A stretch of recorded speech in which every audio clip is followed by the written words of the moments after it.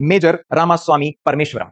Major Ramaswamy Parameswaran जिनको परमवीर चक्र से भी नवाजा गया। कब नवाजा गया? 1987 में श्रीलंकन सिविल वॉर में।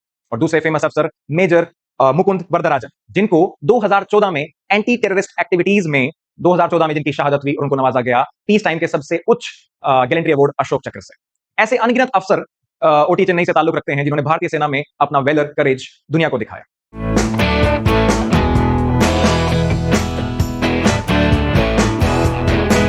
जय Hind everyone, welcome to the in depth classes. आज के इस वीडियो सेशन में जो हमारा टॉपिक है वो टॉपिक आपके लिए बिल्कुल नया नहीं, लेकिन ऐसा हो सकता है कि बहुत सारी बातें बिल्कुल नई। आज के इस वीडियो सेशन में हम डिस्कस करेंगे ऑफिसर्स ट्रेनिंग एकेडमी चेन्नई के बारे में। जी हां, ओटीए चेन्नई। ओटी चेन्नई का एस्टेब्लिशमेंट बहुत पुराना तो नहीं है।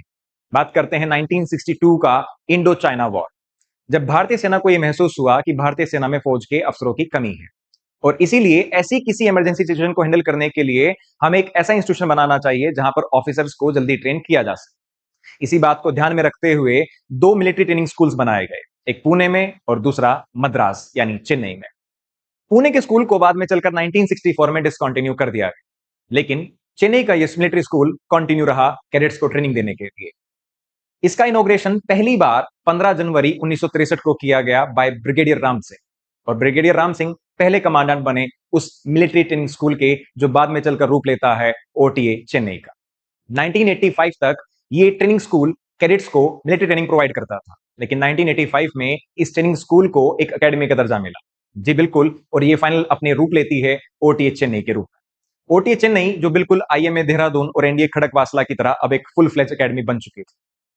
1992 में एक हिस्टोरिक टर्न आया इस एकेडमी के इतिहास में, जब पहली बार इस एकेडमी में लेडी कैडेट्स को इंडक्ट किया गया for the military training to be inducted in the armed forces, या कहीं भारतीय सेना में महिला अफसरों को ट्रेन करने के लिए पहली बार यहां पर महिला कैडेट्स को बुलाया गया। 1992 से लेकर अब तक ये एकेडमी यानी ओटीए चेन्नई 1200 से भी ज्यादा महिला कैडेट्स को ट्रेन कर चुकी है जो भारतीय सेना में अपनी सेवा प्रदान कर चुकी है या कर रही है। तब से लेकर आज तक हजारों ऑफिसर्स ओटीए चेन्नई भारतीय सेना को प्रोवाइड कर चुकी है। अब बात करते हैं उन कैंडिडेट्स की जो यहां पर ट्रेन होते हैं, यानी यहां तक पहुंचने का रास्ता कैसे गुजरता है। पहला, एसएससी टेक।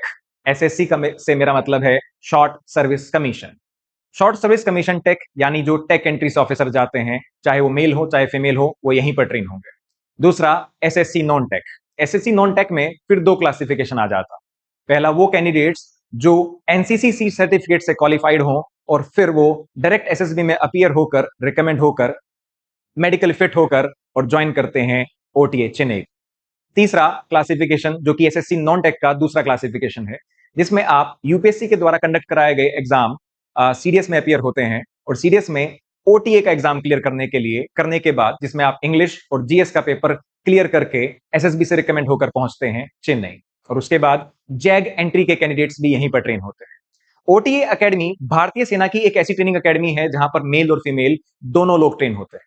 और अगर हम बात करें इस ट्रेनिंग एकेडमी में बटालियंस और कंपनीज की, बटालियंस की बात करें तो इस एकेडमी में दो बटालियंस, रंजीत बटालियन और शिवाजी बटालियन। रंजीत बटालियन का नाम भारतीय इतिहास के एक महान राजा महाराजा रणजीत सिंह के नाम पर रखा गया, जिन्हें लायन ऑफ पंजाब भी कहा जाता है। इस बटालियन के अंदर 4 कंपनी है, जैसामी, कोहिमा, बसंतर एंड फिल्लोरा।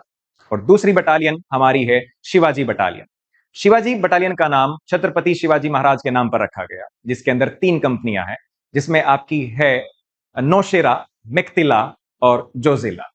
यानी ओटीए में हमारे पास 2 बटालियंस और 7 कंपनीज हैं। इन 7 कंपनीज में से 2 कंपनी ऐसी हैं, जोजिला और फिलोरा, जो एक्सक्लूसिवली सिर्फ और सिर्फ लेडी कैडेट्स के लिए है।